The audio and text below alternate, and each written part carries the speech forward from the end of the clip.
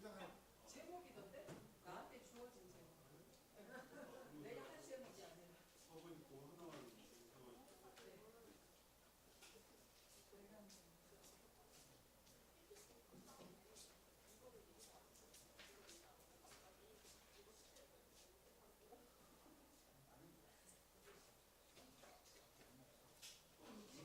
이걸 하면 되나?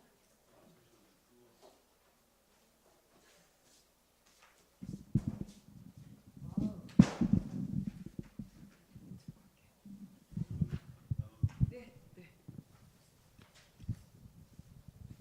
와우. 마이크 해주세요. 와우. 마이크 해주세요. 네, 안 돼요. 와우. 마이크 해주세요. 네, 안 돼요. 이거 말고 딴 건가? 와우. 네, 위로 올렸어요. 마이크 해주세요. 네, 안 돼요. 이거 말고 딴 건가? 다른 거 할까요? 와우. 네, 위로 올렸어요. 마이크 해주세요. 네, 안 돼요. 이거 말고 딴 건가? 다른 거 할까요? 와우. 네, 위로 올렸어요. 마이크 해주세요. 네, 안 돼요. 이거 말고 딴 돼요? 건가? 다른 거 할까요? 네, 위로 올렸어요. 와. 네, 안 돼요. 이거 말고 딴 돼요? 다른 거 할까요?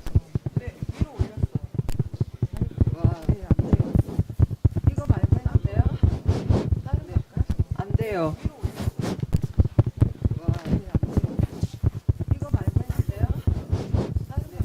안 돼요.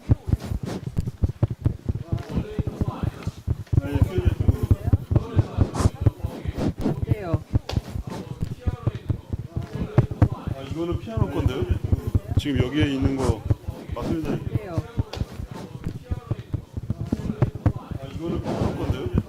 지금 여기에 있는 거 맞습니다. 안 돼요. 아, 이거는 피아노 건데요? 지금 여기에 있는 거 뭐 다 가족끼리 하는 건데. 참말로 말이야. 지금 여기에 있는 거 우리 거의 뭐 다 가족 사람이 참말로 말아요? 지금 여기에 있는 거 우리 거의 뭐 다 나는 잘 못 느끼겠다. 가족 사람이 참말로 말아요? 지금 여기에 있는 거 우리 거의 뭐 다 나는 잘 못 느끼겠다. 가족 사람이 참말로 말아요? 지금 여기에 있는 거 우리 거의 좀 나는 잘 못 느끼겠다. 가족 사람이 참말로 말아요? 지금 여기에 있는 거 우리 거의 좀 대화하듯이 가족 사람이 중간에 또 하시고 싶은 말씀 있으면 우리 거의 대화하듯이 하려면은 좀 더 가까이 와서 앉아야 되겠다. 하시고 싶은 말씀 있으면 사회생이라고 그래야지 좀 더 대화하듯이 하려면은 좀 더 가까이 와서 앉아야 되겠다. 하시고 싶은 말씀 있으면 사회생이라고 그래야지 좀 더 대화하듯이 하려면은 좀 더 가까이 와서 앉아야 되겠다. 하시고 싶은 말씀 있으면 사회생이라고 그래야지 좀 더 대화하듯이 하려면은 좀 더 가까이 와서 앉아야 되겠다. 하시고 싶은 말씀 있으면 사회생이라고 그래야지 좀 더 대화하듯이 하려면은 좀 더 가까이 와서 앉아야 되겠다. 어려운 받아들이고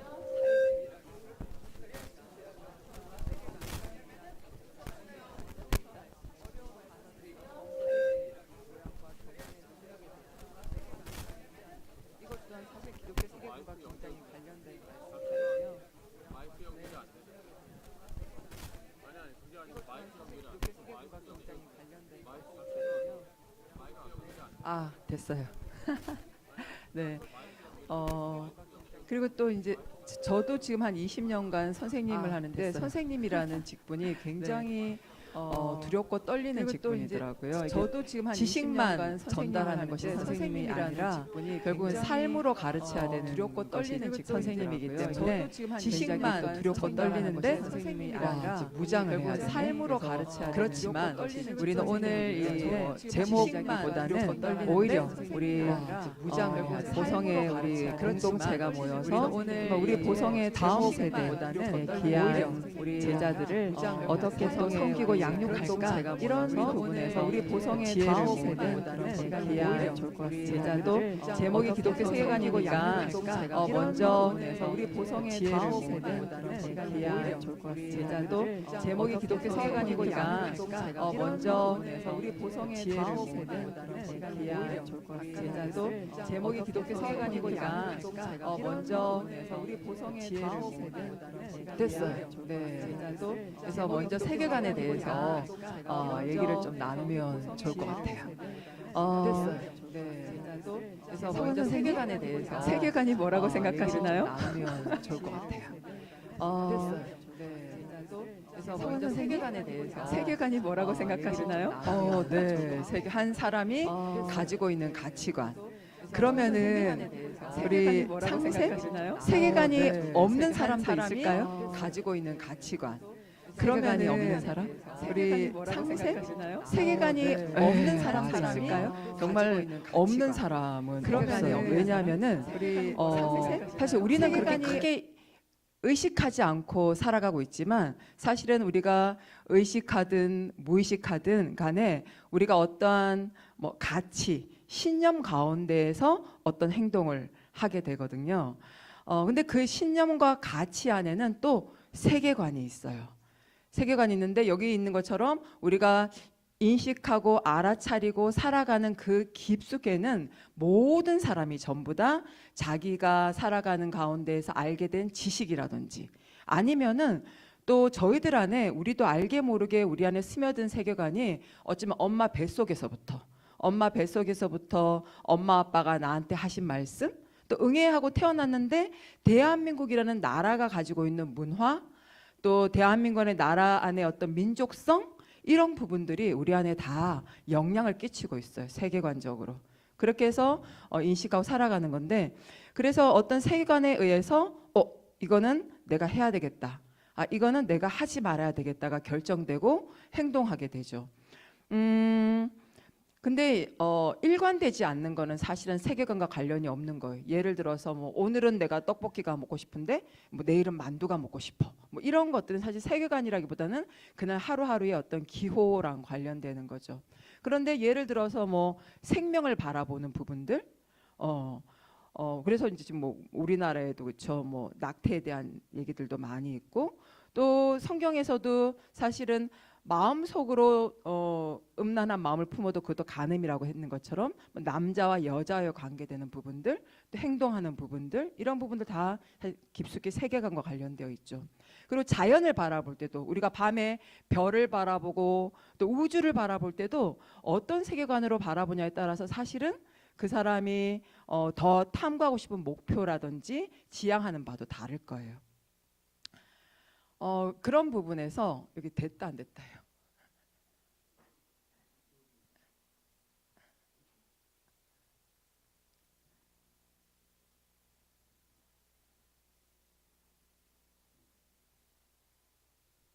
여기 원활하게 움직이면 그렇네요. 그런 부분에서 이 자연 우주를 바라보는 부분에도 세계관과 관련되는데 우리 인간의 삶과 관련돼서 굉장히 깊은 세계관과 관련이 돼요. 이 그림 혹시 보신 적 있으세요? 이 그림이 폴 고갱의 마지막 작품이에요. 폴 고갱이 이제 죽기 전 한 3년 전에 그린 마지막 작품인데 제목이 우리는 어디에서 와서 어디로 가고 있는가가 이 작품의 제목이에요. 그러니까 사실은 세계관과 깊이 관련된 게 인간의 삶, 인간의 가치관, 인간을 바라보는 관점 이게 굉장히 세계관과 깊은 관련이 있는데 폴 고갱의 세계관이 이 그림에서 보입니까? 오른쪽이 생명, 탄생과 관련되는 부분이고 가장 인간의 절정과 관련되고 인간이 이제 마지막 부분과 관련되는 그림이에요. 폴 고갱의 세계관은 어떤 것 같습니까? 폴 고갱의 세계관은 좀 마지막 부분을 보니까 오히려 절망, 슬픔, 희망이 없는 부분이 더 많이 보이죠. 마지막에 전혀 희망을 느끼지 않는 그런 사람의 모습. 그리고 전체적인 폴 고갱 특히 색채를 굉장히 중요시 여기는데 전체적으로 보이는 색채가 푸른색이에요. 푸른색과 뭐 갈색과 녹색 정도인데 우리가 푸른색이 또 어떠한 감정인지 알고 계시죠? 예, 영어로 블루인데 블루가 또 다른 의미로는 우울한, 슬픈 이런 감정 있는 것처럼 푸른색이 띠는 어떤 감정이 슬픔, 우울, 절망 이런 부분이 있는데 이걸 통해서 우리는 고갱의 세계관, 고갱은 인간의 어떤 마지막 부분에 대해서 전혀 희망을 가지고 있지 않은 세계관을 가지고 있구나를 알 수 있습니다. 이거와 반해서 미켈란젤로 우리 화가 미켈란젤로가 바티칸 시티에 있는 시스틴 성당 천장화와 벽화에 그린 그림을 보면은 우리 미켈란젤로의 세계관을 또 볼 수가 있습니다. 천장화의 제목은 천지창조고요. 여기 천지창조라서 여기 이제 창조되었을 때 아담 부분이 보이죠. 그 다음에 이 벽화는 최후의 심판입니다. 그래서 믿음이 있는 자들의 마지막의 모습들, 믿음이 없는 자들이 또 어떻게 지옥 가운데에서 형벌을 받는가 이런 모습들이 미켈란젤로의 작품인데요. 이 그림에서도 미켈란젤로의 어떤 화가로서의 세계관을 볼 수가 있죠. 그래서 물론 이런 화가들뿐만 아니라 우리들조차도 우리 어떤 행동이나 말이나 사람을 대하는 모습이나 사람과의 관계를 형성하는 목적 등 이런 모든 것이 다 그냥 하는 것이 아니라 의식이 있든 무의식 가운데 하든 우리 세계관과 가치 가운데 이루어집니다. 그래서 우리 보성교회 안에 이렇게 보다해를 우리가 작년부터 하고 또 아직 많이 어려운 가운데 있지만 우리 선생님들이 애써 고군분투 하시면서 이렇게 아이들을 양육하고 있는 거는 하나님이 한 명의 생명에게 한 명의 제자를 향해서 하나님이 어떤 뜻을 품고 있는지를 우리가 기대하는 마음으로 하고 있잖아요. 이게 또 우리들의 세계관 안에 가운데에서 지금 보성교회가 또 보다의 선생님들과 전도사님이 함께하는 동역의 모습이라는 생각이 듭니다. 그래서 세계관은 누구나 다 가지고 있고 세계관 속에서 그 사람의 행동이 이루어지는구나. 우리가 이런 부분을 알 수가 있죠. 그렇다면 오늘은 이제 기독교 세계관으로 무장됐다. 라고 우리가 또 이렇게 얘기하는데 그럼 기독교 세계관은 무엇인가? 기독교 세계관은 무엇인가? 모든 사람이 다 세계관이 있네. 그럼 기독교 세계관은 무엇일까? 특히 이제 좀 우리 안경을 쓰신 장로님한테 한번 여쭤볼까요? 장로님 안경 쓰셨으니까 혹시 기독교 세계관에서 한 말씀 해주고 싶다면 어떤 말씀 해주시고 싶으세요?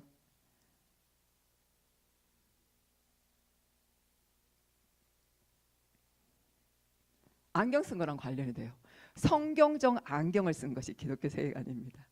성경적 안경을 쓴 것이 기독교 세계관인데 왜냐하면은 우리가 어떠한 사물을 바라볼 때 사실 뭐 안경 안 쓰신 분은 잘 모르실 수 있지만 사실 우리가 안경을 썼을 때랑 안경을 안 썼을 때랑 우리가 사물을 바라보는 것들이 굉장히 다르거든요. 분명하고 정확하게 바라볼 때 안경을 쓰는데 제가 학교에서 이 성경적 세계관에 대해서 가르칠 때 여러 안경을 가지고 와요. 여러 안경 가져와서 얘들아 파란색 안경을 쓸 때는 세상이 어떻게 보이니? 또 빨간색 안경을 쓰게 빨간색 이제 셀로판지로 된 빨간색 안경을 썼을 때는 세상이 어떻게 보이니? 또 까만색 안경을 썼을 때 와 지금 우리 앞에 펼쳐진 이 대상 이 객관적 대상은 다 그대로 있는데 내가 빨간색 안경을 썼을 때는 빨갛게 보이고 내가 파란색 안경을 썼을 때는 파랗게 보이네. 와 우리가 어떤 안경을 쓰냐에 따라서 우리 객관적인 대상은 그대로지만 우리에게 보이는 우리가 인식하는 것들은 굉장히 다르게 보이네. 와 기독교 세계관이라는 것은 우리가 성경적인 안경을 쓰는 거야. 하나님의 말씀이라는 안경을 쓰는 거야. 여기 잠언 말씀에도 그 말씀이 있잖아요, 그렇죠? 말씀에 오늘 여러분한테 제가 그 드린 말씀에도 있었죠. 하나님의 말씀은 내 발의 등불이요 내 길의 빛이다. 이런 시편의 말씀처럼 우리가 하나님의 말씀이라는 안경을 쓰지 않으면 우리가 어디 갈 때도 사실은 우리가 제대로 그 길을 갈 수가 없어.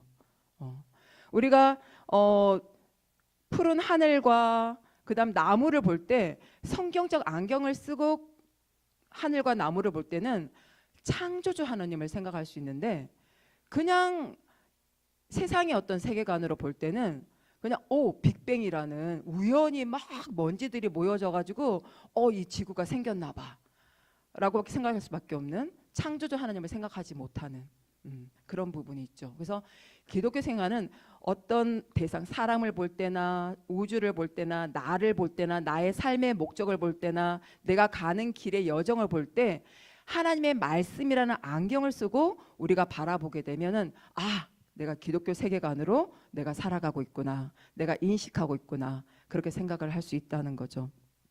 그런데 여러분, 안경 쓸 때 안경, 우리 전아리 선생님 안경 하루에 몇 번 닦으세요?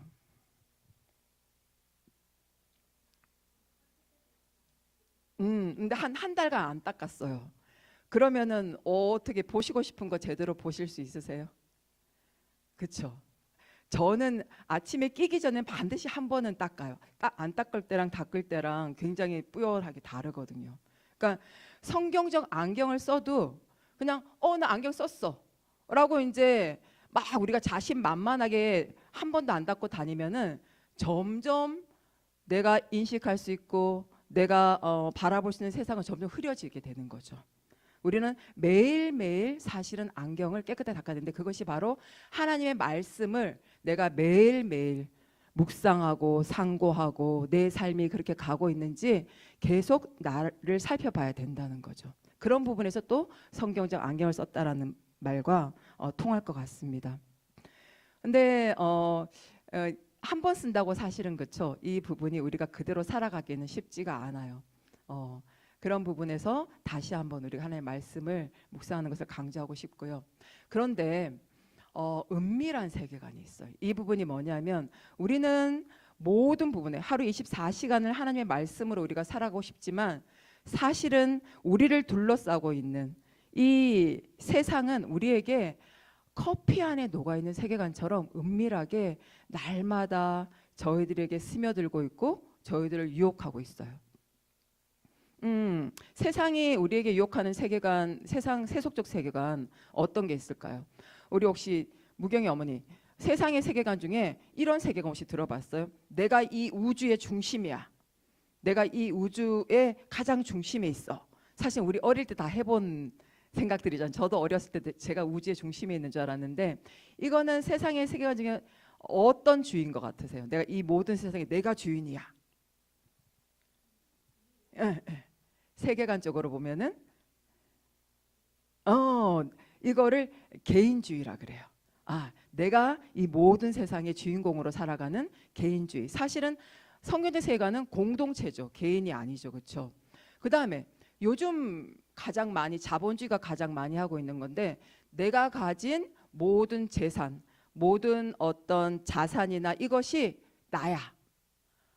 내가 소비할 수 있는 나의 모든 재산, 내가 가지고 있는 것들이 나야 라고 하는 거는 서건 쌤 무슨 주의일까요? 이거 요 중에서 찾아보세요.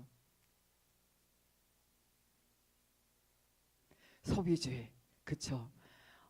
그리고 하나님의 말씀이 우리에게는 가장 중심되는 삶의 표대인데 오히려 물질 부분, 요즘 특히 과학도 사실 하나님이 펼치신 거기 때문에 굉장히 중요하지만 과학도 성경 안에 들어가야 되는데 오히려 하나님 말씀보다는 어떤 물질주의 또 과학적인 부분을 더 많이 강조하는 과학적 자연주의. 그다음 또 요즘 너 생각도 옳고 내 생각도 옳아. 어떤 하나님의 진리된 말씀 가운데 분별하지 않고 너의 생각도 옳고 나의 생각도 옳아라는 다원주의. 그리고 가장 또 요즘 많이 사실은 심리 상담이 굉장히 중요해요. 저도 사실은 제 어떤 마음의 근육이라든지 저의 또 게슈탈트라고 해서 나의 마음의 알아차림이라든지 이런 걸 많이 하지만 하나님보다 더 심리적인 부분을 더 먼저 여기면 이것이 우상이 되겠죠. 이렇게 세상의 세계관들이 나도 모르는 사이에 아니면은 어떤 우리가 살고 있는 이 사회의 문화로 인해서 나에게 은밀하게 스며드는 은밀한 세계관이 우리 속에 있다는 겁니다. 근데 이 부분이 완전히 잘못됐다, 완전히 악이다라는 것이 아니라 이런 부분들이 하나님보다 더 많이 우리가 사랑하게 되고 하나님보다 더 우리가 우선시하게 될 때는 그 부분이 성경적 세계관으로 옳지 않다는 거죠. 네. 그런 부분에서 우리가 나를 한번 살펴보면 좋을 것 같아요. 나도 내가 모르는 사이에 은밀하게 내 속에 내가 이 우주의 중심인 것처럼 살아가고 있는 건 아닌가? 우리가 영의 양식이 더 중요하다고 생각하지만 오히려 은밀하게 내가 가지고 있는 나의 자산, 오늘 또 돈에 대해서 말씀하셨는데 내가 가지고 있는 나의 물질이 더 우선적으로 나의 삶의 목표가 되어지고 있지는 않나? 내가 하나님 말씀보다는 어떤 심리적인 어떤 지식이라든지 또 심리적인 어떤 것에 내가 더 많이 의존하고 있지는 않나? 이런 부분에 대해서는 또 한번 살펴볼 부분이 있는 것 같습니다. 오늘 기독교 세계과 관련된 어떤 책 3개를 좀 나누면서 기독교 세계관에 대해서 좀 저희가 알아보고자 하는데, 니고데모의 안경이라는 책이 있어요. 신국원 교수님이 쓰신 건데, 물론 이제 우리 기독교 세계관은 가장 중심된 축은 창조, 타락, 구속이에요. 그런데 신국원 교수님은 니고데모 이야기를 통해서 이 얘기를 푸는데, 요한복음 3장과 19장에 니고데모 이야기가 나옵니다. 지원쌤 혹시 방금 들어왔는데 니고데모 이야기 혹시 아는 거 잠깐 한번, 어떤 부분 알고 계세요? 네네네네. 우리 전도사님 니고데모 아는 한 부분만 좀 말씀해 주시면 어떤 거 있으세요?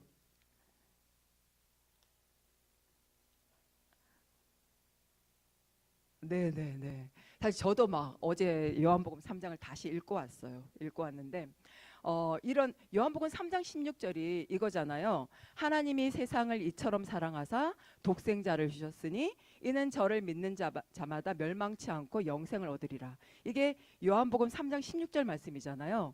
이 말씀을 하시게 된 계기가 위에 니고데모를 만났기 때문에 이 말씀을 하시게 됐어요. 니고데모는 사실은 바리새인이고 그 당시 유대인 지도자였어요. 지도자였기 때문에 사실 겉으로는 예수를 믿는 자가 아니었죠. 이 그림처럼 밤에 몰래 예수님께 찾아와서 어떻게 하여야 구원을 받을 수 있냐라고 질문할 때 예수님이 다시 거듭남, 중생에 대해서 얘기를 하고 있죠. 그런데 사람은 한번 태어나면 죽는데 어떻게 엄마 뱃속에 들어갔다 어떻게 다시 나와야 되나요? 할 때 예수님께서 그것이 아니라 성령으로 다시 태어남에 대해서 말씀을 하시면서 요한복음 3장 16절 말씀하면서 또 이렇게 얘기합니다. 너가 선생인데, 너가 바리새인이고 지금 유대인의 가장 선생인데 어떻게 이렇게 다시 태어남, 거듭남, 중생에 대해서 모르냐, 이렇게 말씀을 하는데, 이때는 아직 니고데모가 하나님의 말씀, 예수님, 기독교 세계관적인 안경을 쓰지 않았을 때요. 세상의 지식으로는 가득 차 있어요. 그런데 복음된 어떤 안경을 쓰고 있지 않을 때였죠. 그런데 요한복음 19장에 어떤 일이 있었냐면 19장에서 예수님이 돌아가십니다. 그래서 아리마대 요셉이 예수님을 장사하기 위해서 굴을 사서 예수님을 거기다 모시잖아요. 그때 니고데모가 예수님의 죽음에 그 향료를 발라주는 사람이 바로 니고데모였어요. 그때는 예수님을 온전히 알게 되고 복음을 알게 된 니고데모의 모습을 볼 수가 있죠. 여기서 이제 우리 또한 이전에는 우리가 복음된 말씀을 제대로 알지 못해도 우리가 하나님의 말씀과 또 하나님의 날마다 말씀 가운데 거할 때는 하나님의 말씀이 온전히 우리 삶에 같이 될 때 우리도 복음의 안경을 쓸 수 있다라고 하면서 니고데모의 안경을 책에서 얘기를 하고 있습니다. 그러면서 신공 교수님은 문화에 대한 얘기를 굉장히 많이 해요. 우리가 복음의 안경을 쓰고 있으면 우리의 행동이 그렇게 살아가고 되고, 우리의 어떤 나라면 나라, 도시면 도시, 한 사람은 한 개인이면 그렇게 삶의 모습이 보이는데, 두 도시 얘기를 하면서 어떠한 도시가 복음으로서의 어떤 모습이 문화를 가지고 있나, 아니면은 세상의 자본주의 문화를 가지고 있나 하면서 얘기를 하는데, 제가 두 도시를 하나 가져왔어요. 이 어느 도시일까요? 어느 도시 같아요? 서울이에요. 서울 잠실의 롯데타워죠. 지금 서울에서 가장 높은 빌딩일 것 같아요. 근데 롯데타워는 그 안에 뭐 어떠한 뭐라 그럴까 목적으로 지어졌을까 보면은 들어가 보면은 상업적이고 자본주의적인 것들이 굉장히 많이 보이죠. 제가 5월에 다녀온 도시인데 바르셀로나입니다. 바르셀로나는 가장 높은 건물이 사그라다 파밀리아 성당이었어요.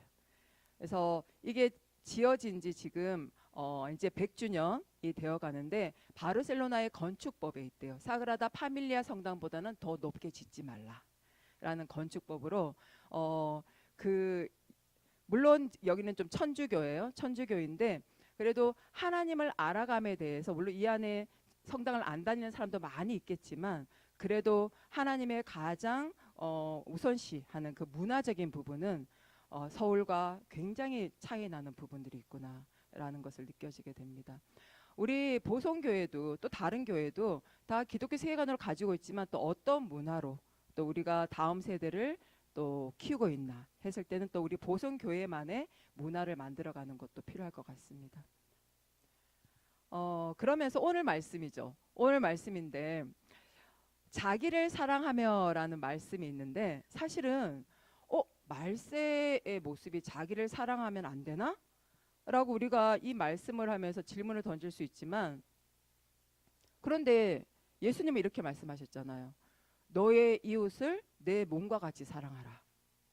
그렇죠? 첫째 계명은 하나님을 사랑하는 것이고 둘째 계명은 이웃을 너의 몸과 같이 너를 사랑하듯이 사랑하라 라고 했는데 여기 자기를 사랑하는 것이 말세의 모습이라면 뭔가 이거 지금 모순되고 있는 건데 기독교 세계관으로 이걸 어떻게 우리가 분별하고 해석하고 살아가야 되는 걸까요? 자기를 사랑하면 안 되는 건가요? 이제 기독교 안경을 쓴다는 건 이런 말씀을 볼 때 하나님이 이 말씀을 통해서 우리에게 어떻게 말씀하시는가를 깨닫는 것이 바로 기독교 세계관이고 그렇게 살아갈 때 우리가 기독교 세계관을 살아간다고 하거든요. 그러면은 이 말씀을 할 때 나를 사랑하면 안 되나? 나를 미워해야 되나? 그게 기독교 세계관으로 세계관의 안경을 쓴 인식일까요? 이 부분에 대해서 책이 있습니다. 하나님을 사랑하는 것에 관하여라는 책인데 이 저자는 누구냐면 12세기 초에 제가 노래를 잘 못 불러서 구주를 생각만 해도 내 마음이 좋거든 맞나요? 이 노래를 지으신 분이 이 책을 했는데 여기에 4가지 사랑이 나와요. 나를 위해 나를 사랑하는 것, 나를 위해 하나님을 사랑하는 것, 하나님을 위해 하나님을 사랑하는 것, 하나님을 위해 나를 사랑하는 것. 이 4가지 사랑 중에 디모데후서에서 말세에 우리가 해서는 안 되는 자기를 사랑하는 것은 어떠한 사랑이고 또 예수님이 너의 이웃을 내 몸과 같이 사랑하라는 사랑은 어떤 사랑일까요?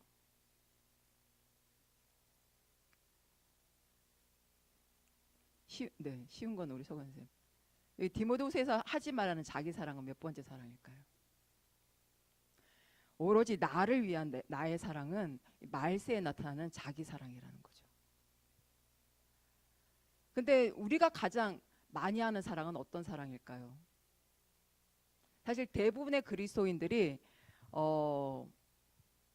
많이 저도 이걸 보면서 나는 내가 이 사랑을 좀 많이 하는 것 같아라고 느껴졌는데 나랑 상미쌤 비슷할 것 같은데 상미쌤 어떤 사랑인 것? 상미쌤 좀 나도 모르게 많이 하고 있는 사랑은 어떤 사랑일 것 같아요? 나를 위한 나 사랑. 우리 그래서 그리스도인들은 좀 나를 위해 하나님 사랑을 좀 많이 하고 있지 않나. 하나님을 굉장히 사랑하고 하나님 말씀대로 살고 싶고 그렇게 노력하고 있는데 그 속에 깊이 좀 나를 들여다보면 나를 위해서 하나님을 사랑하고 있지 않나. 좀 그렇게 좀 저도 저를 보면은 그런 생각이 들더라고요. 저도 이제 최근에 좀 결정할 부분이 있어서 굉장히 기도하면서 뭔가를 결정하고 하나님 뜻대로 살겠습니다라고 하면서 결정했는데 깊숙이 들여다 보니까 또 저를 위한 결정이었던 생각이 들더라고요. 근데 하나님은 나를 사랑하지 말라고 하시지 않는 것 같아요. 세 번째처럼 너를 사랑하면 안 돼. 하나님이 나를 위해서 하나님이 나를 사랑해야 돼 라고 말씀하시지 않는 것 같아요. 오히려 하나님을 위해서 너를 사랑해라. 너 자신을 사랑하고 너 자신을 귀하게 여기고 너는 정말 내가 사랑하는 자고 너를 위해서 내가 독생자 내 예수 그리스도 나의 아이들을 죽인 것처럼 내가 너를 사랑하는데 너 그렇게 너를 사랑해야 돼. 그런데 창조주 하나님, 우리를 지으신 하나님을 위한 나 사랑이 아닌가. 그럴 때 나를 사랑하듯이 나의 이웃을 사랑할 수 있는 부분이 되는 거죠. 그러니까 너를 사랑하지 말라 할 때 하나님이 어떠한 관점으로 이 말씀을 하시는지를 우리가 분명하게 인식하고 알아가고 살아가는 것이 기독교 세계관으로 무장된 것이다 라고 또 얘기를 나누고 싶습니다. 또 이 책에서는 알버트 워터스가 쓴 책인데 창조와 구속과 타락과 구속에 대한 건데 우리가 창조에 대해서도 그냥 하나님이 세상을 창조하셨어로 끝나는 것이 아니라 지금도 하나님이 창조주 하나님이 되심을 우리가 생각하고 또 지금 로마서 1장 20절 말씀처럼 저거는 기독교에서 많이 얘기하고 있는 건데요. 하나님이 지으신 모든 창조물 가운데에서 하나님의 능력과 신성이 담겨져 있다. 그래서 우리가 기독교에서 어떻게 얘기하고 있냐면은 국어를 가르칠 때도 국어가 하나님이 창조하신 언어잖아요. 우리가 언어를 배울 때 언어를 창조하신 하나님을 우리가 만날 수가 있고 나무를 배울 때 우리가 나무를 창조하신 하나님을 만날 수가 있고 우리가 사람을 만날 때 사람을 창조하신 우리가 하나님을 만날 수 있다. 그래서 기독교 학교에서 국어를 배우든 수학을 배우든 과학을 배우든 우리가 바로 알아야 되고 그럴수록 우리가 창조주 하나님을 알아간다라는 그러한 어떤 관점 아래에서 우리가 가르치고 있거든요. 그러니까 창조에 대해서 우리가 좀 분명한 관점을 가져야 되고 또 지금 로마서 8장 21절 22절 말씀이 우리 오늘 나눔터에서 이런 얘기를 했었어요. 하나님을 너무 닮고 싶고 하나님의 뜻대로 살고 싶은데 내가 그렇게 살아가지 못하는 우리들의 모습 때문에 때로는 굉장히 힘들 때가 있다. 이런 말씀을 하신 집사님이 있어요. 그 부분이 저는 들으면서 로마서 8장 21절 22절 말씀이 생각이 들더라고요. 우리가 하나님을 알고 하나님을 믿고 하나님의 자녀가 되었지만 아직도 우리 안에는 온전하게 100% 회복된 모습이 아니라 이 어떤 타락된 또 고통 가운데 울부짖는 어떤 한 부분의 모습이 우리 안에도 있다는 거죠. 그래서 우리가 하나님 나라의 개념에 already but not yet이라고 하죠. 그래서 우리 안에 하나님 나라가 임하셨지만 아직 온전하게 100% 임한 것이 아니기 때문에 우리가 서로 안에 좀 오해가 있게 되고 상처가 있게 되고 거짓말이 있게 되고 힘듦이 있게 되는 그런 부분들이 이 아직 타락의 어떤 모습이 우리 안에 있는 부분들인 거죠. 그래서 우리가 이 세상을 바라볼 때도 특히 지금 뭐 어떤 제가 뭐 최근에도 학교에서 성교육을 했는데 어떤 이 세상을 바라볼 때 어떤 성적인 부분들이 굉장히 많이 타락되고 어그러진 부분들이 많이 있잖아요. 그리고 어떤 여성성과 남성성, 성 정체성 부분에서도 여기서 제가 조금은 저 또한 부족한 부분을 하나 좀 나누자면은 저는 25살에 신학 공부를 했거든요. 신학 공부를 하고 신대원을 졸업했어요. 뭐 신학 공부라고 3년간 신학 공부라고 신대원을 쓰면 제가 그냥 머리부터 발끝까지 그냥 기독교 세계관으로 완전히 무장해서 뭐 지식을 보든 뭐 어떤 책을 보든 누군가의 어떤 관계를 가지든 제 삶의 비전과 진로를 바라보든 뭐 한치도 어긋남 없이 기독교 세계관으로 딱 분별하고 결정하고 살아가야 되잖아요. 근데 사실은 제 안에 어그러지고 여전히 부족하고 여전히 고통 가운데 신음하는 모습들이 제 안에 있기 때문에 어떨 때는 기독교 세계관으로 바라볼 때도 있지만 어떨 때는 아직도 내 안에 은밀하게 들어온 세상의 세계관으로 제가 바라보고 인식하고 결정하는 부분들도 꽤 많이 있더라고요. 그 중에 하나가 연애할 때였어요. 연애할 때 사실은 이제 여기서 우리 이제 뭐 나중에 배우자를 만날 분들이 있지만 정말 중요한 게 결혼관이에요. 결혼관이 기독교 세계관으로 분명하게 세워져 있어서 나의 배우자를 바라보는 관점, 우리 가정을 만들어가는 관점, 나의 자녀를 바라보는 관점, 나의 자녀 양육을 바라보는 이 모든 것들이 기독교 세계관으로 분명하게 돼 있으면은 세상의 세계관이 말하는 뭐 수능에 대한 거, 대학 입시에 대한 것에 대해서도 흔들리지 않죠. 근데 수많은 크리스찬 부모님들이 수능이 전부인 것 같고 대학 입시가 전부인 것 같아서 유치원 때부터 3살 때부터 영어 유치원에 보내고 5학년 때부터 수능 준비를 하고 막 이렇게 하고 있잖아요. 그거는 기독교 세계관으로 자녀를 바라보지 못하고 세상의 세계관으로 자녀를 바라보고 있기 때문이에요. 근데 결혼관, 가정관, 배우자관도 마찬가지예요. 정말 나의 배우자가 하나님이 같이 헬퍼로서 돕는 배필로서 함께 가정을 이루어가는 그러한 부분으로 같이 잘 우리가 생각하고 있는지를 사실 연애할 때 많이 얘기를 나눠야 돼요. 그래서 우리 자녀는 또 이렇게 바라보자, 우리 자녀를 하나님 앞에서 예수 제자로 이렇게 키우자, 이런 얘기들도 많이 해야 되는데 그런 부분 저도 이제 연애할 때 신학을 했음에도 불구하고 이 남자 내 말 잘 듣나 안 듣나, 이 남자 나중에 결혼해서도 내 말 잘 들을까? 이런 쪽 생각을 굉장히 많이 했던 것 같아요. 함께 가정을 이룰 굉장히 귀한 남성보다는 오히려 좀 내 말을 잘 들을까 안 들을까. 그래서 신혼 초에 엄청 싸웠어요. 그래서 지금 돌아보니까 내가 신학을 했음에도 불구하고 그 당시에 어떤 저희 원 가족, 저희 부모님이 믿지 않는 가정이었기 때문에 내가 자라오는 과정 가운데 가정에 대한 어떤 성경적 세계관, 또 배우자에 대한 어떤 기독교 세계관, 또 신대원에서도 그런 걸 가르쳐 주지는 않더라고요. 그런 부분이 내가 좀 많이 부족해서 또 그런 부분은 오히려 지금 살아가면서 참 많이 깨닫고 배우고 있구나, 이런 생각도 하게 됩니다. 그래서 우리들 안에 어떤 부분은 타락된, 어그러진, 왜곡된 고통 가운데 가지고 있는 부분들도 있어요. 근데 기독교 학교는 그 교회 다니는 부모님들이 전부 100%거든요. 근데 자녀 양육, 자녀관에 대해서 계속적으로 기독교 세계관으로 학부모 교육을 하고 있습니다. 세상의 세계관이 계속 부모님들 속에 들어가기 때문에 학부모 교육을 그 부분을 굉장히 많이 하고 있어요. 지금 아직 하나님 나라가 100% 임하지 않았기 때문에 우리가 노력해야 될 부분인 것 같습니다. 그러면서 또 우리가 회복되는 부분, 구속하는 부분, 예수 그리스도를 바라보는 부분, 이런 부분들도 기독교 세계관으로 무장을 해야 되겠죠.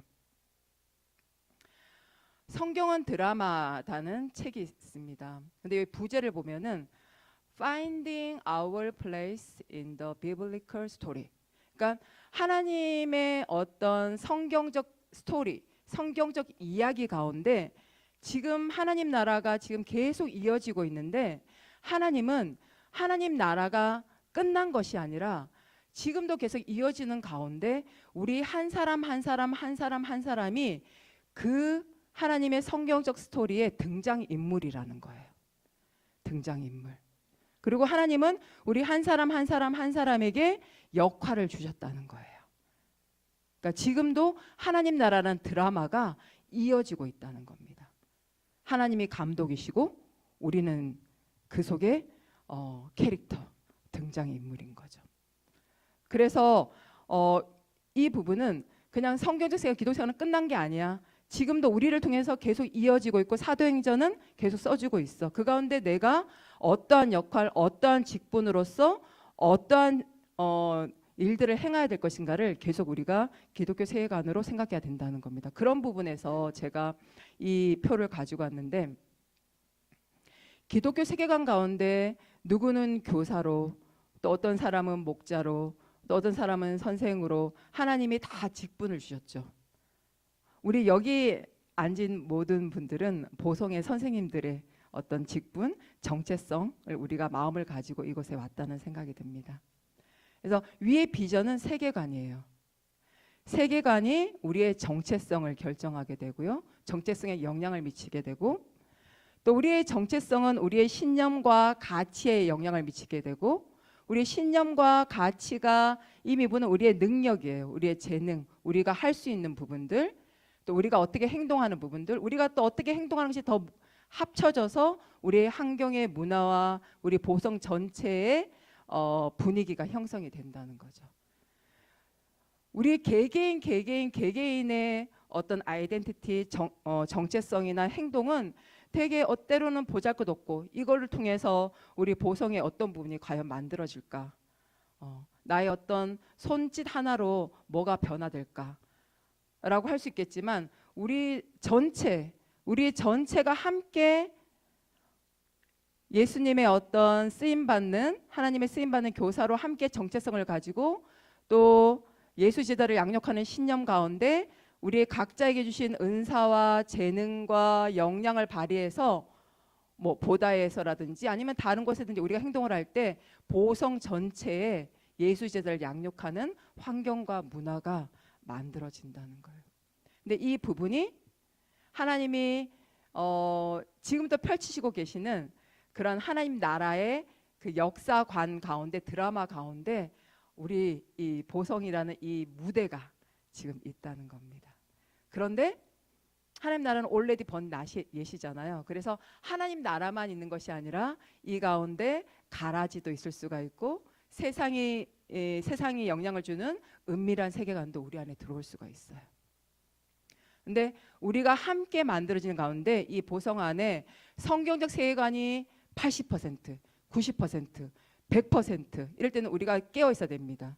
영적으로 깨어 있을 때, 와, 지금 우리 안에 지금 은밀한 세계관이 들어오고 있는 물질주의 세계관, 개인주의 세계관, 분리하는 영적인 어떤 유혹, 이런 부분이 있네.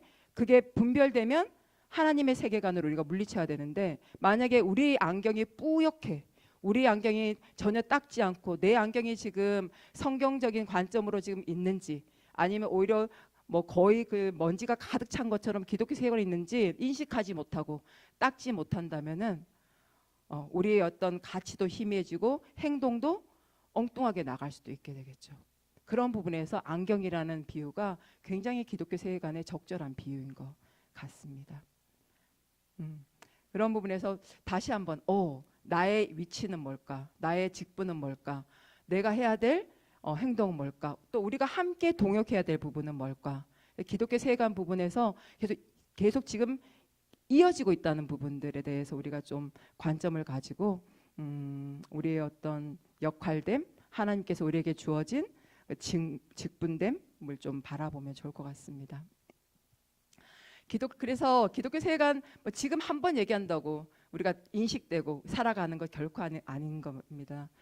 우리가 안경을 매일매일 닦아야 되는 것처럼 우리가 매일매일 하나님 말씀을 묵상하고 하나님의 뜻이 이것인지 저것인지 상고하고, 또 함께 우리가 말씀을 나누고 함께 기도하면서 분별하면서 살아갈 때 우리가 기독교 세계관으로 무장된 교사로 할 수 있지 않을까, 그런 생각이 듭니다. 근데 하나님은 우리에게 직분을 주시고 우리를 이러한 하나님 나라의 어떤 드라마에 저희들을 등장인물로 투입시킬 때 그냥 투입시키지 않으세요. 우리 모두에게 은사와 재능을 주시고 투입시키십니다. 그러한 능력을 주시고 하게 하시지, 아무런 능력 없이 그 일을 하라고 보내시지 않거든요. 그런 부분에서 저는 하나님은 우리에게 우리를 초대하셨다라는 얘기를 하고 싶어요. 그냥 무대포로 그냥 보낸 게 아니라 우리를 정말 교사라는, 사실 교회 안에서는 우리 모두가 교사인 것 같아요. 같은 동년배에서도 서로 도움을 주는 교사가 될 수 있고,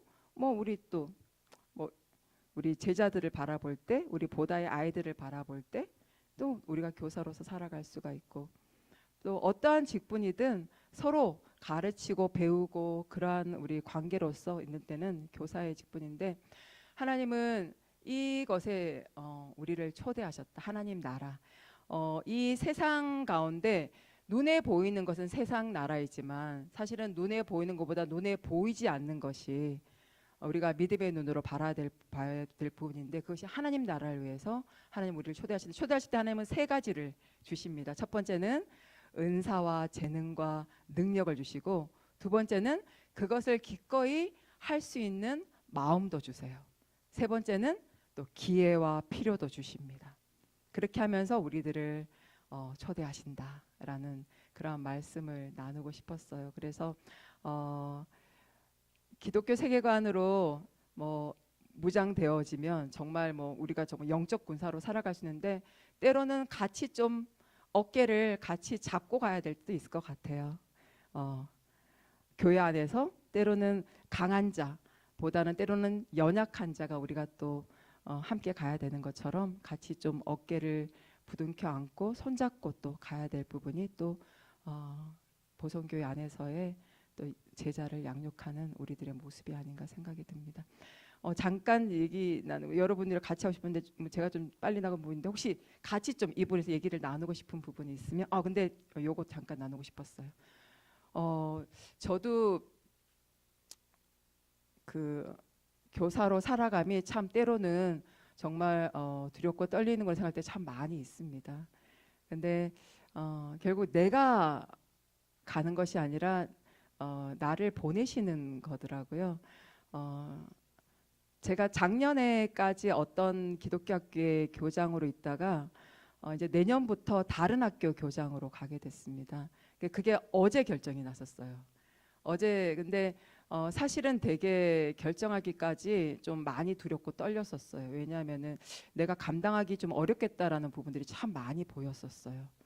그래서 되게 힘들고 어렵고 오히려 이전 학교보다 더 많이 좀 어려운 부분들이 더 많이 보여서 안 가고 싶었는데 한 달 정도 기도할 때 내가 가는 것이 아니라 나를 보내시는 거구나라는 생각이 들면서 순종함으로 어제 좀 결정을 내렸습니다.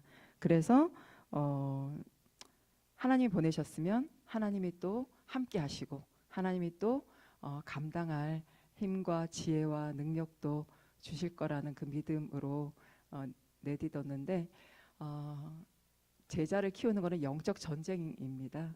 그냥 쉬운 길이 아니라 좁고 십자가의 길이고 다음 세대에 예수 제자가 아주 많아지고 아주 견고하게 되면은 이 사단이 자기의 나라가 멸망하게 보이기 때문에 다음 세대 예수 제자를 키우는 그 현장에 굉장히 많이 공격을 합니다. 영적 전쟁으로. 그래서 우리가 영적 군사 그래서 아마 무장된 기독교 세력 무장되지 않으면 나도 모르는 사이에 우리가 참 많이 힘들어지게 되기 때문에 기독교 세계관으로 무장하면서 또 함께 동역하는 그런 우리 또 보성의 선생님들이 되셨으면 좋겠습니다. 조금 이렇게 몇 마디 같이 좀 나누고 싶은데 혹시 하시고 싶은 말씀이나 아니면은 좀 같이 뭐 질문이나 아니면 그런 거 있으면은.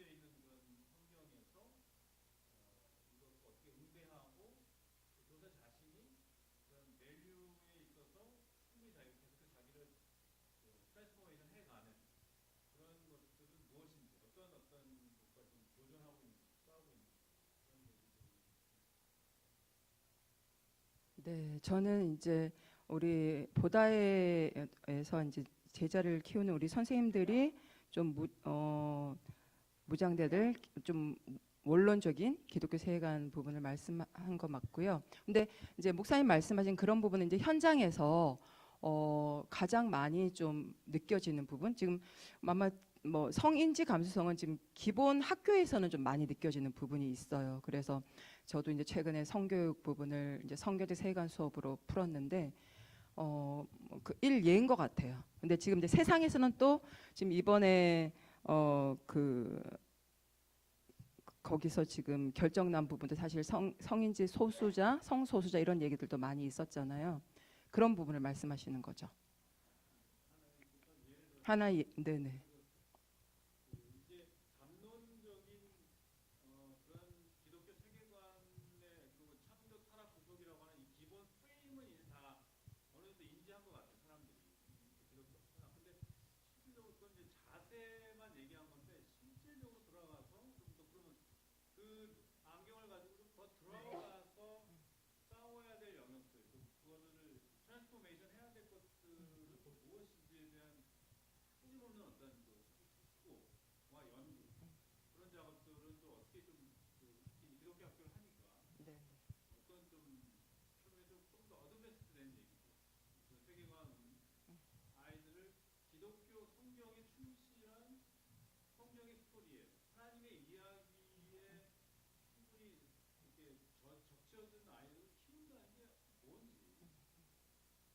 지금 현재 이제 만약 기독교 학교를 일예로 들자면은 사실 그 7, 8, 9학년 중등학생 시절에 자기의 어떤 정체성 부분이 굉장히 많이 흔들리고 있어요. 지금 미디어의 영향도 많이 있고요. 그래서 세상이 얘기하는 뭐 어떤 물질주의적인 부분들, 아니면 아까 개인주의, 너가 이 모든 세상의 어떤 주인공이야 라는 부분으로 굉장히 많이 침투하고 있기 때문에 이 아이가 피조물로서 하나님의 백성됨의 어떤 정체성이라든지, 아니면 예수 제자로 양육해야 되는 부분이라든지, 아니면은 여성과 남성으로서의 어떤 성 정체성 부분이라든지, 왜냐하면 세상의 어떤 성 부분은 굉장히 타락된 부분으로 이 아이들에게 노출되고 있거든요. 그래서 그런 부분으로 굉장히 많이 공격을 받고 있어서 예수 제자로서의 정체성, 너의 근본이 어떤 부분인가, 또 너는 어떠한 목적을 가지고 어떠한 비전을 가지고 너가 이 지금 7, 8, 9학년의 시기를 준비해 나가야 될 것인가, 그런 부분에서 이제 좀 하자면 예수 제자 정체성 부분이 좀 가장 많이 학교에서는 얘기가 되어지는 부분이에요. 네, 네. 그래서 아이들이 뭐 학습하고 공부하는 부분도 세상은 그냥 성공이라는 거, 너 성공해야 돼, 너 좋은 대학 가야 돼, 너 수능 잘 보면은 너는 성공이야, 그러한 세계관으로 아이들에게 말을 해서 공부하게 하지만, 기독교 학교는 그러한 목표로 공부하게 하지 않고 하나님께서 너를 향한 비전이 무엇일까, 또 너에게 어떤 재능과 은사를 주셨나, 너는 그러한 재능과 은사를 어떻게 쓰임 받고 싶나, 예수 제자로서 이 세상에 어떤 섬김의 제자로 살아갈 것인가, 그러한 질문을 통해서 아이들이 비전을 갖게 하고 진로를 하게 하고, 그걸 통해서 아이들이 공부할 수 있는 동기부여를 갖게 해서 학원이나 과외를 다니고 있지 않지만 밤 11시까지 저희는 비전 주도 학습이라 그러는데, 자기가 재능과 비전을 정해지면 그거를 가지고 주도적으로 밤 11시까지 공부할 수 있는 힘과 동기부여, 이런 것들을 지금 기독교학교에서 하고 있거든요. 그래서 정체성 부분이 가장 지금 세계관적으로는 기독교학교에서는 좀 중요한 부분입니다. 그리고 아까 얘기했듯이 학부모들에게는 자녀 양육에 대한 세계관, 세상이 말하는 자녀에 대한 사랑, 자녀의 어떤 성공에 대한 관심이 세상의 세계관이 아니라 하나님의 세계관, 성경적 세계관은 예수 제자를 키워야 된다라는 것, 그거는 어떤 물질주의, 어떤 돈의 어떤 성공 여부가 아니라 하나님이 주신 그 은사와 재능을 어떻게 잘 발견시키고 개발시켜서 하나님 나라에 파송되었을 때 어떻게 쓰임 받을 것인가, 그런 물질주의로 얘기하지 않고 있죠. 그런 부분이 지금 기독교학교에서는 어떤 세계관으로 바라보는 화두예요. 근데 이런 얘기를 통해서 결국은 학교이기 때문에 모든 교과목의 수업은 다 이루어지고 있죠. 네. 교과목 수업은 다. 근데 목적이 다른 거죠. 세계관이 다르기 때문에. 네.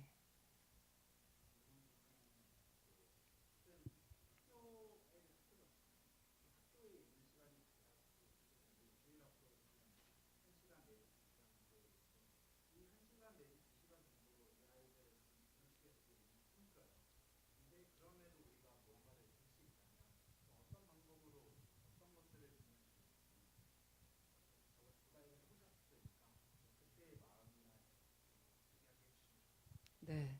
사실은 이제 첫 번째 조원쌤의 얘기를 통해서는 그래서 기독교 학교가 지금 만들어지고 있는 거예요.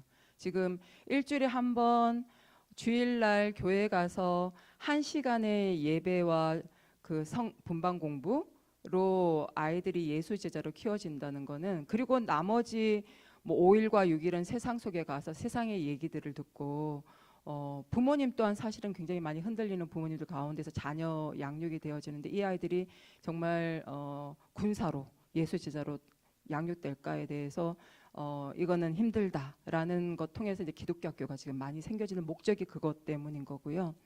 그럼에도 불구하고 지금 우리 보다이처럼 대다수의 아이들은 뭐 전혀 공립학교는 뭐 국어, 영어, 수학, 지식은 잘 가르칠지 모르겠지만 세계관은 세상의 세계관으로 가르치는 부분들이 있으니까 그럼에도 불구하고 주일학교 교회에서 한다면은 저는 뭐 예배는 너무 중요하죠. 예배는 우리가 하나님 말씀을 통해 하나님께서 하시고자 하는 말씀 분명히 전하되 이러한 좀 세계관과 관련된 좀 분기별로 아이들에게도 좀 얘기를 나누는 부분들이 있으면 좋을 것 같고요. 그게 뭐 어떤 관계에 대한 그러니까 세계관이라는 안경을 쓰고 너 자신을 바라보는 게 정체성이고요. 세계관 안경을 쓰고 사람과의 걸 보는 게 관계고요. 세계관이라는 안경을 쓰고 어떤 나의 하는 공부를 바라보는 게 비전이나 진로나 진학이거든요. 그러니까 그런 부분에 대해서 세계관이라는 안경을 쓰게 하는 그 작업이 필요하다는 생각이 드는 거예요. 근데 그거는 그냥 물론 하나님의 은혜로 예배 시간을 가운데서도 세계관 안경을 쓰게 되는데 그게 일주일에 한 번 와서 잠깐 쓰다가 나머지 대다수의 시간은 세상에 나가서 세상의 세계관을 계속 듣게 되면은 그 은밀한 세계관이 어쩌면 나도 모르는 사이에 거의 90% 차지하고 있고 그냥 10%만 어떤 하나님의 말씀으로 된 세계관을 가지고 있을 수도 있으니까. 그래서 예배 시간뿐만 아니라 좀 분기별로 좀 세계관에 대해서 깊이 좀 나누는 시간이 필요할 것 같은데, 그러기 위해서는 지금 목사님 질문하신 것처럼 선생님들끼리 정말 우리 지금 보다에 지금 나타나는 현상 가운데 좀 성경적 세계관으로 변혁시켜야 될 부분이 무엇이 있나. 아직 성인지 감수성은 아닐 수 있어요. 그 부분은 아닐 수 있지만 그게 뭐 미디어와 관련된 것일 수도 있고, 제가 보기에는 미디어와 관련된 부분 되게 필요할 것 같아요. 왜냐하면은 지금 공립학교 아이들은 뭐 스마트폰 가지고 있고 게임하고 있고 그 모든 부분이 사실은 그 미디어를 통해서 아이들에게 스며드는 세상의 세계관이 엄청나거든요. 그리고 하루 24시간이라는 시간을 가지고 아이들은 자기의 미래를 준비해 나가야 되는데 대다수의 시간을 미디어에 뺏기고 있거든요. 그러니까 이런 부분에 대해서 우리 보다의 아이들이 미디어를 어떻게 바라보고 미디어를 어떻게 활용하게 해야 될 것인가를 우리가 이거 어떻게 하면 좋지? 라고 선생님들 안에 깊은 수기 과정이 필요할 수도 있어요. 깊은 논의를 필요하고, 그리고 또 아이들은 중요한 게 일방적인 가르침으로는 안 돼요. 그래서 저희들도 막 다양한 방법을 해요. 때로는 토론을 한다든지, 때로는 아이들이 먼저 얘기를 하고 뭐 저희가 얘기를 한다든지, 이래야 돼 당위로 하면 애들은 그냥 귀 막아버리고 그냥 듣는 신용만 하고 있거든요. 그래서 근데 학교는 매일 만나고 매일 하는데도 겨우겨우 끌어가고 있어요. 그리고 그중에 한 5% 10%는 결국은 또 딴 길로 가기도 하고.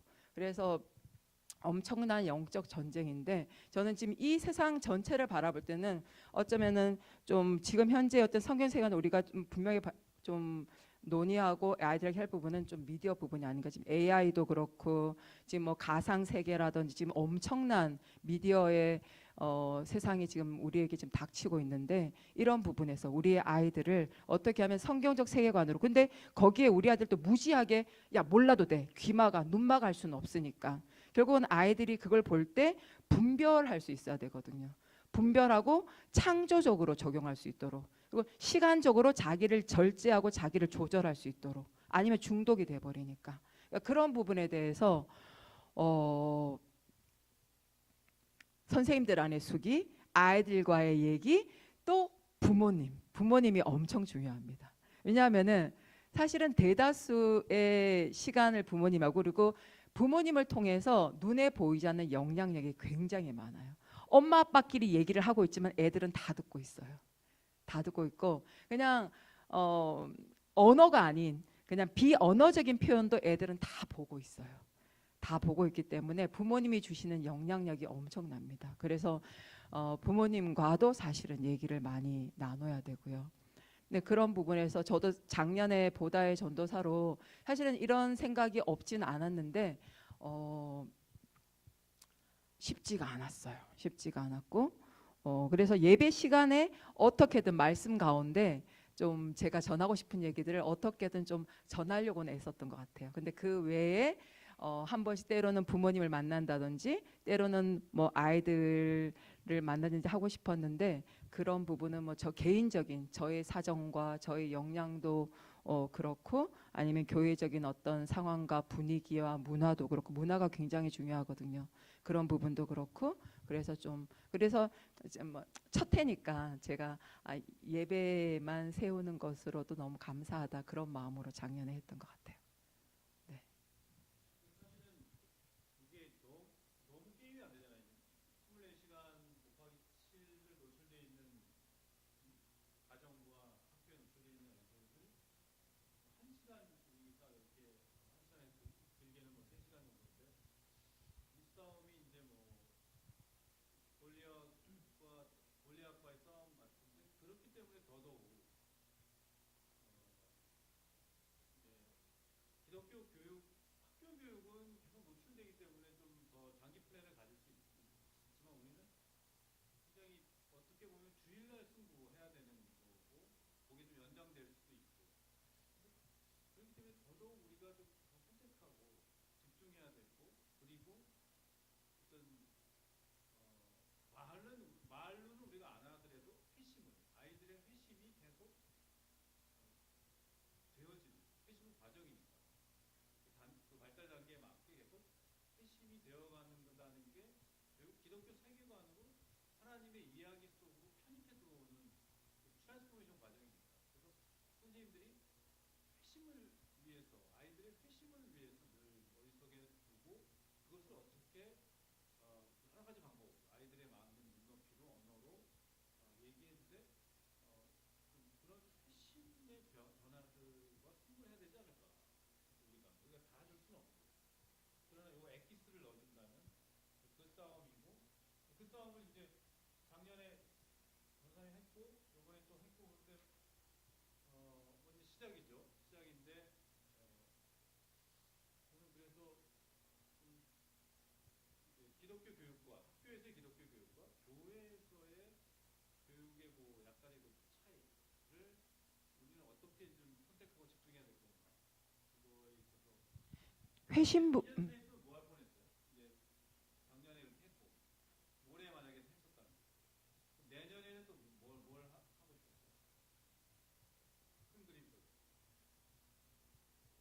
큰 그림이 없었습니다.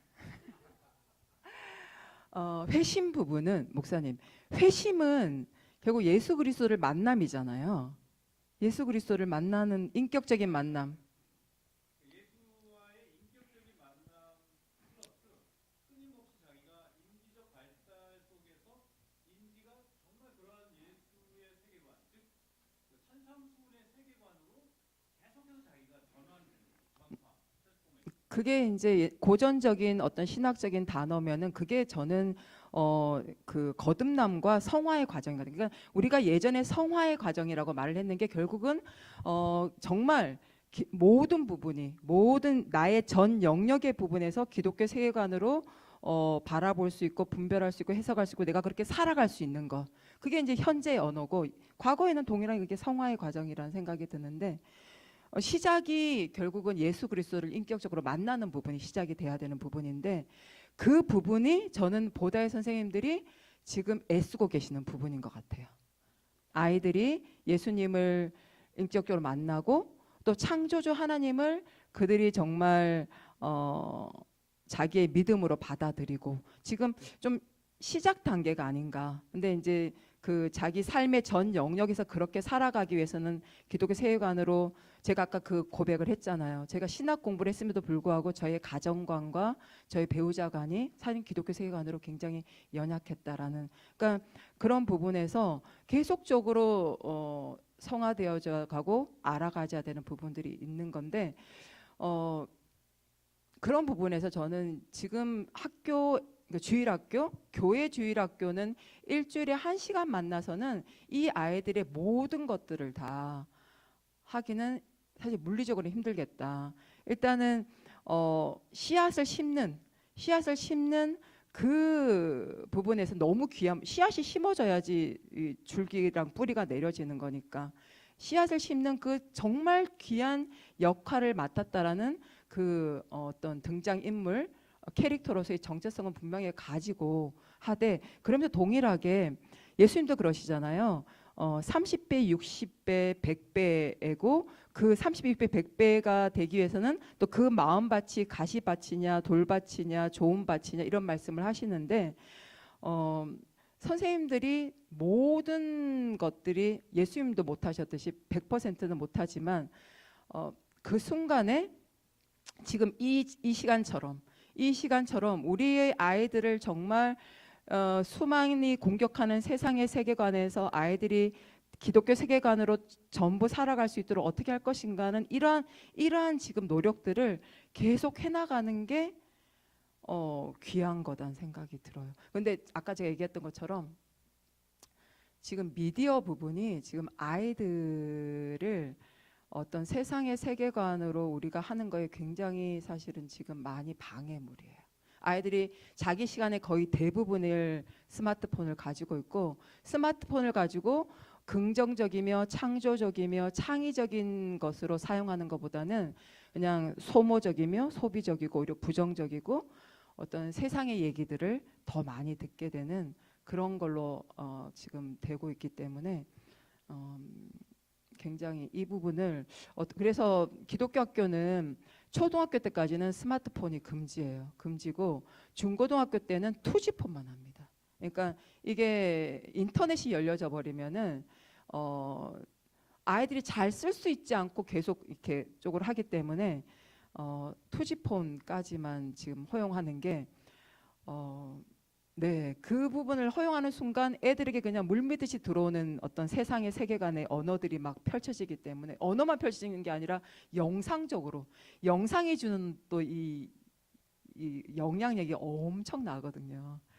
그래서 이런 부분에 어떻게 교회가 해나가야 될 것인가 정말 오늘 디모데후서 말씀처럼 정말 말세의 여러 가지 것들이 굉장히 있는 가운데 그렇지만 이런 작은 저희들의 어떤 나비의 날개짓을 하나님은 귀하게 보시고 그 저희들이 지금 심은 씨앗이 지금 당장은 안 보일 수도 있지만 어떤 아이는 10대 때 어떤 아이들은 20대 때 어떤 아이들은 30대 때 그것이 열매가 보일 때가 있게 될 거고요. 사실은 기독교 학교가 왜 생겼냐면은 기독교 학교가 없으면은 이 주일날 교회 주일학교만 다녔던 아이들의 90%가 대학교를 가면은 10%만 교회를 가고 90%는 교회를 떠나는 통계가 있어요.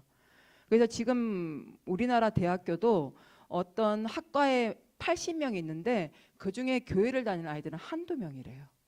지금 그게 지금 현실적인 확률이고요. 그런데 그나마 기독교 학교를 다니면 기독교 학교에 나온 아이들이 100명이 있다면 100명 중에 10명만 교회를 떠나고 90명은 교회에 대학교 가서도 교회를 다닌대요.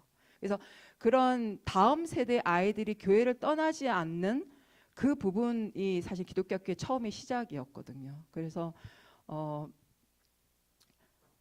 그거는 또 각자 가정에서 또 부모로서 또 결정해야 될 부분이 그거는 뭐 교회가 결정. 그래서 사실은 또 많은 교회들이 학교를 세우고 만들고 있기도 하고요. 근데 뭐 일단 우리 보다의 현실에서는 좀 성경적 세계관으로 우리 아이들에게 지금 가장 영향을 미치는 부분에 대해서는 우리 선생님들이 무엇인지 1, 2, 3 정도는 파악하고 그 세계에 대해서 우리 아이들에게 어떠한 언어나 어떠한 방법으로 얘기할 것인가 또 어떤 부분은 부모님과 함께 소통하면서 동역해야 될 것인가 좀 전략을 짤 필요는 있는 것 같습니다.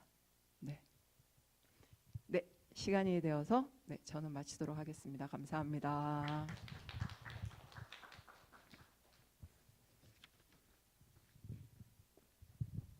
네, 시간이 많이 지났는데요.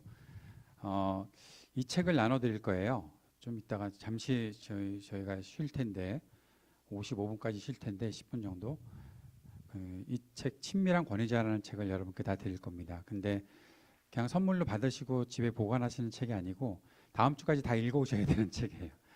다음 주에 읽어오셔야 되고 지금 이렇게 딱 책을 빨리 가서 픽업을 하셔서 보면 10가지 이렇게 챕터가 10개가 나오는데 지금은 읽진 않았으니까 이 제목을 가지고서 내가 조금 더 많이 좀 더 깊이 읽고 다음 주에 와서 함께 요 부분에 대해서 느낌이나 그런 내용들을 좀 발표를 하겠다 하는 결정을 해주셔야 됩니다.